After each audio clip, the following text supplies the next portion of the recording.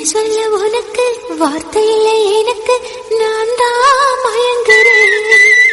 காலமுள்ள வரைக்கும் காலடியில் கிடக்க நான் தான் விரும்புகிறேன். நெடுங்காலம் நான் புரிஞ்சேன், தவத்தாலே நீ கிடைச்ச பசும் பொண்ணு பித்தளையா தவறாக நான் நினைச்சேன்.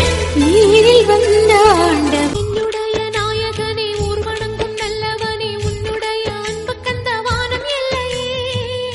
எனக்கென வந்த தேவதையே சரிபாரி நீ அல்லவா. நடக்கையில் உந்தன் கூட வரும் நிழல் போலே நான் அல்லவா.